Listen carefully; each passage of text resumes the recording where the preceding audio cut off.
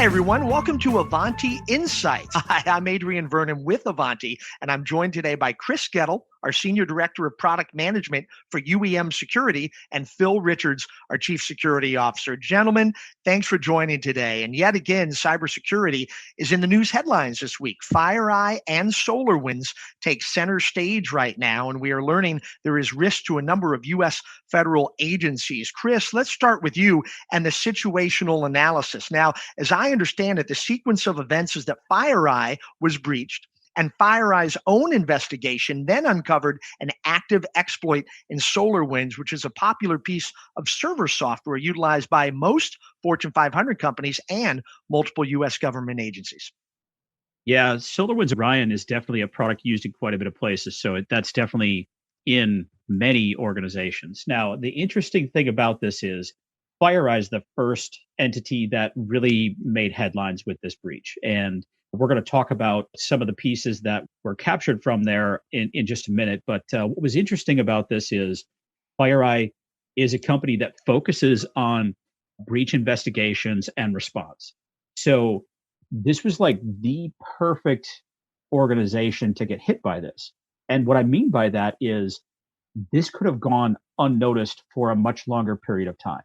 The fact that FireEye was one of the first hit by this means that they quickly got into the analysis and got to the root cause of this, which happened to have been a Trojan embedded into SolarWinds Orion. As we talk about these numbers, SolarWinds has done some analysis now, and they believe that as many as 18,000 entities globally have updated to the version that has this Trojan embedded into it. Now, those numbers could have changed by the time they identified that, but that's roughly the ballpark of how many there could have been. 25 entities have confirmed incidents where this has been utilized to gain access to their environments at this point. So in this case, for FireEye, data theft was the primary thing that occurred.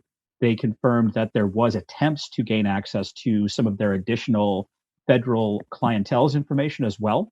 But really, the incident for FireEye seems to have been localized. They found it quickly enough and responded to it and really uncovered this before it got even worse. So I think that was actually a positive thing about this was their skill set really helped to drive this to identification quickly. Let's talk a little bit about recommendations. We're gonna drill into vendor risk management and continuous vulnerability management in just a little bit. But let's talk about endpoint detection and response. That is really a critical new capability. The focus of that is on identifying anomalies or identifying behavior that is different than what happened before. And in fact, that was a big part of how FireEye was able to detect the SolarWinds Orion Trojan was based on new behavior in terms of workstations hitting or going to a command and control server that they'd never really gone to before. Another area that's really important, Chris, is red team exercises. This is the idea of having a group focused on trying to run exploits and penetrations within a customer-facing or, in fact, your own corporate IT environment so that you can get the benefit of having hackers breach your environment without having the real hackers breach your environment. And I think, again, that for FireEye, this was like, this happens to be their organization's strength is helping other organizations to do these types of exercises. And also the next item here, emergency response planning. These guys live this on a daily basis. So when this occurred, obviously it was like a machine. They just went into motion and started doing what they do. So this is a perfect example of why red team exercises and emergency response planning is so important. When an incident occurs, FireEye didn't even have to think about it. They just went straight into motion doing what they've rehearsed. So it was really a testament to why these types of exercises are critically important to being able to respond effectively when an incident does occur. Then data protection. It is so critical that you categorize your data so that you know what data needs to have stronger protections. Not all data is created equal. And so you don't want to necessarily have the same controls for your run-of-the-mill everyday data as you do for key intellectual property or really strong private data from a customer perspective. You need to segregate, classify your data, and then put the appropriate type of controls in place for that type of data. Yeah, and it wasn't pretty much outright said in a lot of the statements that were made, but you can tell by how the situation was contained and the fact that there were attempts to get at other types of data, but those attempts were thwarted. That data protection is obviously something that FireEye has implemented at an effective level within their organization. The attacker was able to get to certain things, but because whether through segmentation or access controls, whatever shape it took on, they weren't able to get at some other things they were trying or attempting to get to. Very important to be able to classify and ensure additional capabilities or controls are wrapped around sensitive data areas. So now let's talk about the data theft component here. As you can see, there's a list of CVEs or critical vulnerabilities and exposures that were listed as part of the data that was stolen. Now, the question is, how do you steal a CVE? And the truth is, it's not the CVEs that were stolen. FireEye is a firm that particularly excels in the area of exploits. And so FireEye has some intellectual property around specific exploits of these particular vulnerabilities. And those exploits are the things that were stolen.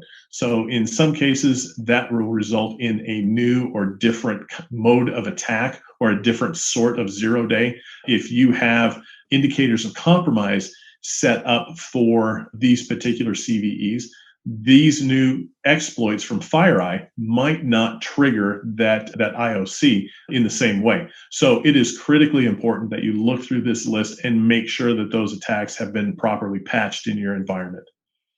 Yeah, now we talked a little, so vendor risk management and continuous vulnerability management, two key points that we wanted to bring up at this stage of the conversation. The list that you see here, there's 8 of these vulnerabilities that happen to be on the Microsoft stack. Not a surprise, Microsoft is very pervasive. It's in nearly every environment out there. So of course, it's going to be one of the bigger targets. But across here, we've got everything from the OS to hardware technologies, software technologies, a variety of different platforms and vendors represented in this list. Phil, one of the things that I think is very important about this, not only because in the case of FireEye, they found that one of the vendors that they put trust in, SolarWinds, is how the attacker got in. But as we look at a list like this, any organization evaluating this attack and trying to figure out, hey, what steps should I be taking? Start first and foremost with this list. Now, the good news is all of these vendors have fixes for these vulnerabilities out in the market.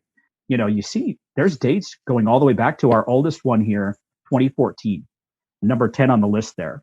That update's been available since 2014. But it's on this list because this threat actor is still seeing that as something that they will be able to take advantage of. So continuous vulnerability management doesn't just mean do the next update that came out, but also we have to make sure that we've plugged all the holes from before. One thing that I think a lot of people don't understand is vulnerabilities that have an exploit created, many of these are going to have a shelf life of up to 7 years on average. Yeah. That actually came from a report from the RAND Institute talking about the shelf life of an average vulnerability. So Phil, from your perspective, as this news broke, what exactly did our team within Ivanti start to execute from a vendor risk perspective? A few different things. One of the first things we did, of course, is looked at and broke down the details of the exploit and the vulnerability and the recommendations coming from both FireEye and SolarWinds. One of the first things that we did is assess the instance and instances of SolarWinds in our environment, determine if those particular instances were vulnerable, and then based on the recommendation, the first thing you do in this particular case is to shut those down and then rebuild the server. You have to assume in this particular case that your server has been compromised. So you need to rebuild the server, then apply the patch to SolarWinds before you bring it back up. Now at Ivanti, we've gone through that process and we have recently put together a statement indicating for all of our customers that our systems have been scanned and checked and reviewed and that those systems are clean as far as we know anyway. The point here is a couple of different things. First of all, there are vendor recommendations about how you address a 0-day. Oftentimes, the vendor will come out and give you specific steps to follow to make sure that you're adequately covering the kind of activities you need to do. Some of those activities might be counterintuitive, and you might think, "Oh, that's overkill. I don't need to do that." That's not the case. They're in there. Those steps oftentimes are in there for a reason. So you need to follow the steps that have been provided by the vendor. Yeah. And I think, Phil, this is actually reassuring about our customer base. The fact that we've already had enough of our customers reaching out to us to say, hey, reading this news, is the SolarWinds vulnerability exposing anything on the Ivanti side? So much that we've released a statement to confirm that, no, we were not exposed by the SolarWinds Trojan. So we've done that assurance, and basically we were ready with that response before customers started asking for it. This is a really critical point around vendor risk management. Your focus is not to find vendors that don't have vulnerabilities. All vendors are going to have vulnerabilities. What you want is a vendor that has a process around how they handle those vulnerabilities and that they follow that process consistently. That's the thing that you need to be assessing when you're doing your vendor risk management. Not whether or not they have vulnerabilities. For a vendor that doesn't have a vulnerability, sometimes what that means is the first time they do have a vulnerability, they're not going to know what to do. And that's something that needs to be a concern from a risk perspective, not the fact that they don't have vulnerabilities today. Right. Now, one other thing more on the vulnerability management side of the conversation here is this list right here. These exploits that were stolen from FireEye are now out there in the wild somewhere, whether this threat actor just uses them internally or whether they distribute them in some way on the dark web, that remains to be seen. The interesting thing about this is I actually went through and reviewed each of these against known exploits out there, and all 16 of them already had functioning POCs on ExploitDB or in Metasploit, or have known confirmed exploits that have been used in the wild. So none of these were released as never been exploited before. All of them also had updates available. So those are two good things. Now, what I think everybody should take away from this, though, is you should look at this list, go and evaluate your environment and make sure that you have put these in place, not just because they've been recently exposed, but because they've been exposed for a long period of time. In most cases, same year as they released was the first point where an exploit was actively taken advantage of based on the information I could find. So this is definitely one of those things to look for. I think one thing that is interesting about this, though, FireEye, I read some of the interviews with their CEO, and they create exploit kits like this for a reason. And that's because they need to perform the equivalent of real world attacks. So these are going to be a step above what some pen test level exploits might do.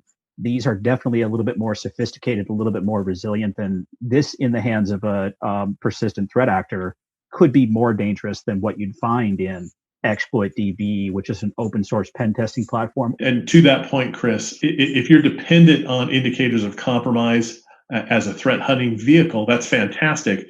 But these are likely not going to trigger the same indicators of compromise that the standard exploit from ExploitDB would. So they might not show up at all in your environment if a threat actor is using these particular proprietary attacks that were taken. Right. So on that note, I think one thing we can transition to the next part of our conversation. This is talking about it as a company. When a company like FireEye gets hit with this kind of thing, Chris, the question really is, do the rest of us stand a chance? FireEye, as you mentioned, is really a primary player in the security space. They were able to identify this and characterize it and catalog it and come up with a fairly good response in short order. What kind of chance do the rest of us stand? Yeah, first and foremost, no 100%. There's going to be a new threat, a new exploit, even a 0-day. Nobody knew about the SolarWinds vulnerability. Unlike that list of 16 we just looked at, those were all known. They all had exploits out in the wild already.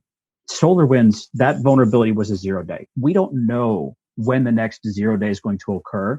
Technology, especially software, has a shelf life.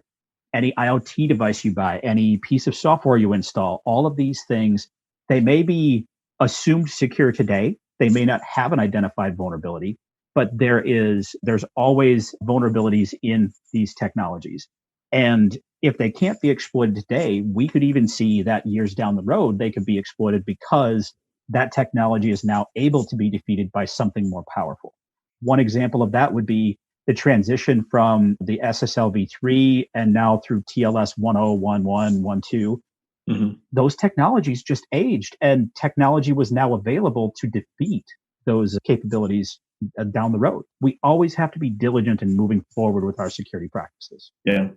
When it comes to how do I eat this elephant one piece at a time, there's some important things to remember, which is down in the next area, a strong cybersecurity program. You'll notice the first thing says cybersecurity program is about identifying, understanding, and then mitigating risk. What you're trying to do, what that really means is you're trying to prioritize the likelihood and the impact of attacks in your environment, and then determine what you need to do to best defend against those types of attacks. As Chris mentioned, this is not a once and done sort of an activity. You got to come back to this over and over again. So don't try to have a perfect program on day one. Try to figure out what the highest priority item is from a risk perspective, and then address that one, and then move on to the next one. Yeah, I think another thing is defense in depth is a key to this. We can definitely see that from the FireEye example here. The fact that it was an unknown Trojan that let the attacker in, that was the initial entry point. But once in, they weren't able to get at everything they tried to. That, again, is a testament to the fact that FireEye has layered on many levels of security within their organization. They're doing the basic cyber hygiene steps, but they're also making sure that they've got some of those additional things around protecting and segmenting their environments, getting good visibility to detect a threat if it's in there. That's what helped FireEye to spot this threat and be able to quickly get to starting to mitigate the impact of it. Without those additional layers, if you just have one layer of defense, that Trojan would have let them in. And if you didn't have good segmentation, if you didn't have data protection, this could have been much worse for FireEye. I really like this next bullet, which is that you need to assume that incidents will occur, that bad guys will get in, that ransomware will make it into your environment. Something like that is going to happen. You need to figure out what you're going to do when that happens in your environment. Not just assume it's going to happen and therefore I'm not going to do anything. Get with your team, get with a security team, get with a council of business leaders across the organization and say, really, what are we going to do when this happens? And rehearse it a little bit. Walk through those steps.